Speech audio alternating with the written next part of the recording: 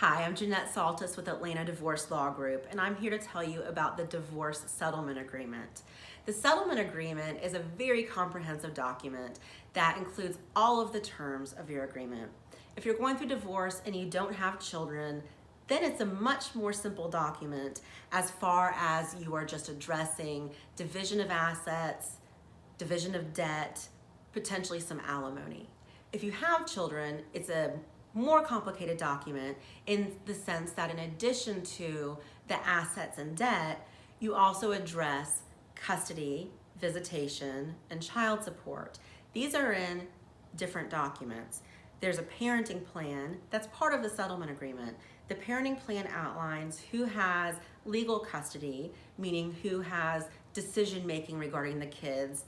Typically there's joint legal custody where the parents have to talk. It defines who has final decision-making authority if the parents cannot come to an agreement on an issue relating to the children. And then it outlines a very detailed parenting time schedule down to where are the children on every single holiday.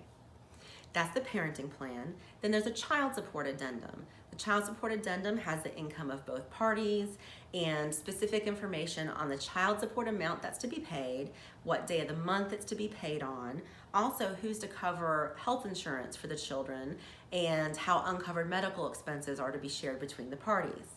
There's also a child support worksheet, which is part of the settlement. And the child support worksheet is the calculator that the courts use to figure out the child support number, and that has to be attached to support how the number in the settlement agreement was determined.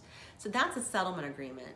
Now, if you have a case that's a modification or it's not a divorce, it's possible that you will be submitting what is called a consent order, which is very similar. It's basically the document that outlines all of the terms of the agreement, and it's submitted to the judge for approval.